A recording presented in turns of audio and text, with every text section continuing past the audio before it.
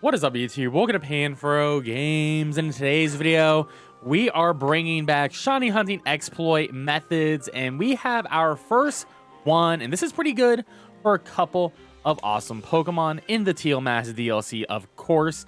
Of course, guys, like my type of content, enjoy these videos, please leave a like, subscribe if you're new. I really appreciate it, and consider supporting the channel by joining the Pan Fam by hitting that join channel member button below. So we're going to begin this video over at the Kid Economy Hall flight area. This is where we want to begin, and I do recommend, of course, having like your ingredients items, having Herba Mystica, because that's going to be the best way to shiny hunt. Of course, you can do level 2 sandwiches, but for all these videos, we're going to be using level 3 sandwiches. So we're going to get our ride Pokemon, and looking at the hall right here, we're going to go to the left. And there is like this ditch here with a lot of cool Pokemon actually spawning down here, which is actually really sweet. But on here, we're going to scale up the wall. And there's actually a little cave right here, a little secretive cave, which is pretty cool. Now, I've already taken out the Terra Sandslash. However, a Terra Sandslash does spawn in here, so you want to take that out before you do anything. And these are the 3 hunts that you can actually get in this cave. You can get Sentret and Furret, you can get Geodude, and you can get Sandshrew, which is really cool. Now, what we're going to do is, one, we're going to save our game, because before we do any sort of shiny hunts, you always save your game, just in case, you know, you don't get the shiny within the 30 minutes or something happens like that. You want to save your game and make sure that you're going to be good to go. Now that we have saved our game, you want to set up a picnic, and you want to pretty much get to where I am on the map right here. So you want to be sort of like in this back corner. You can't be all the way in the corner just because you need enough room to put out the picnic table. So we're gonna go for our 3 hunts here. And the first hunt that I'm gonna go for is going to be for the Sentret, and I'm gonna be using normal type sandwich here. And the normal type sandwich that we are going to be using, and you can see the recipe on the top right hand side of the screen, is we're going to be using a fish fillet. We're going to be using 1 salty Herba Mystica, and you have a choice between 1 sweet, 1 spicy, or 1 sour for the last one.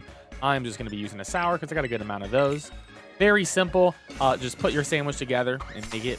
You don't need to put the bread on top, of course. That's always going to be optional out here. All right, and there we have sparkling title and encounter power level 3 for normal type Pokemon, and we're ready to begin this hunt.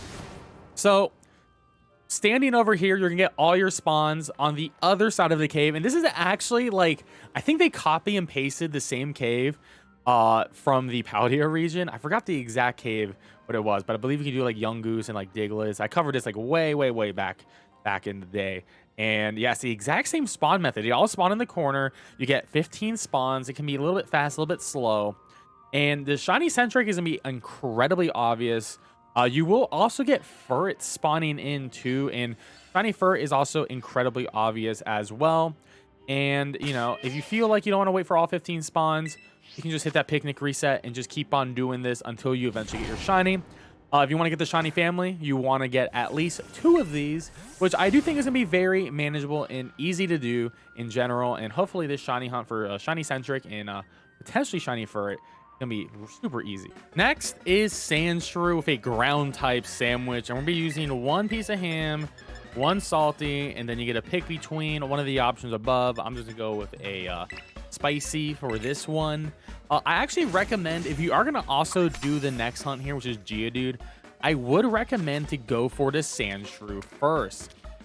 Mainly because you will get a couple of Geodudes spawning in as well.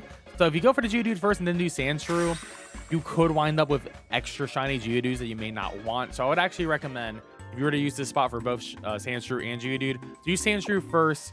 Hope you get the Sandshrews, because you're still going to get a lot of those majorly. But, you know, then you can move on to the next hunt and just only get Geodudes, which would be pretty nice as well. To keep that in mind. All right, so yeah, we got the blinding light glitch in this cave. That is my favorite thing about the caves in here. But we'd have sparkling title encounter power level 3 for ground type Pokemon ready to begin this hunt. So like I said, we're mostly going to be getting Sandshrews spawning in this location right here. I would say about 10 Sandshrews to 5 Geodudes. The shinies for these are going to be very obvious. The Sandshrew shiny is going to be green, super noticeable, and the Geodude is going to be gold. I would even say maybe not even 10 to 5. This one is looking like okay, maybe yeah. It looks like yeah, it is a 10 to 5. 10 to 5. That's pretty solid, honestly. And considering how fast that spawn is all in one little area, it's gonna be super easy to shiny hunt both of these with the ground type sandwich. Of course, you know, if you just want Geodudes, rock type sandwich is gonna be way better for this method because you would only get the Geodudes. But because Sandshrew is a ground type and there's plenty of ground types in the areas where it actually does spawn, like Geodudes and Swinub, it actually ends up being one of the best spots in the game for it at the moment. And with about 15 minutes in, we have gotten our shiny Sandshrew, and of course, incredibly obvious and one of the most gorgeous shinies that was added to the DLC. Just gotta make sure that you're a little bit careful, you know, but it won't despawn in itself as long as you stay in. And of course, I do recommend, you know, having a false swipe Pokemon for all of these shiny catches and saving before the shiny, so you know, just in case it accidentally knocks itself out, then you'll be okay, and you know, you can just reload it. Or in this case, if it runs out the cave and despawns itself, that would be absolutely devastating. And this is why you should always save before you shiny. But there you go, shiny Sandshrew. Now we can move on to our next shiny hunt. And our last sandwich is gonna be a rock type sandwich, and we're gonna be using 1 bacon, and then we can use 1 salty, and you can use a sweet, spicy, or sour. So I'll just toss in the sweet here, doesn't really matter. And with this one, we can hunt Geodude. So if you already did the ground type sandwich and you got your Geodude there, that works. But if you only want to hunt Geodude and not have Sandshrews, then this is the sandwich that you want to use. And there we go. We got Sparkling Tidal and Counter Power level 3 for rock type Pokemon, and we're ready to begin this hunt. And once again, we're just going to stand in the spot here, and we're only going to be getting Geodudes in this location. Now, Geodude is a Pokemon you may want to catch 3 times because, you know, there's 3 Pokemon in the line. Unfortunately, Golem is a trade evolution, so if you want to get yourself a shiny Golem, I would recommend finding a friend or someone you can trust, and maybe my Discord server to do a touch trade so you can get your shiny Golem back. But yeah, the shiny for Geodude is very obvious, is a golden nugget, super obvious and easy to tell. And the Geodudes are a bit aggressive, so that could be the only problem, is if they could potentially wander too close to you and attack you. But for the most part, you're just waiting for your 15 spawns, and you're just going to chill here until you get them all. And then you're just going to picnic reset until you eventually get your shiny. Now, something about Geodude I do want to mention is I believe they carry self-destruct or explosions, so if you do see your shiny, I would highly recommend saving in front of it just to guarantee you get it. You would hate to have that happen. Happens to a couple other Pokemon in DLC, like Coffee is another good one.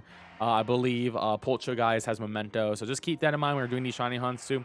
Probably look up the movesets or maybe catch a regular variant of the Pokemon just to see what they have in the wild so you don't make a completely disastrous situation.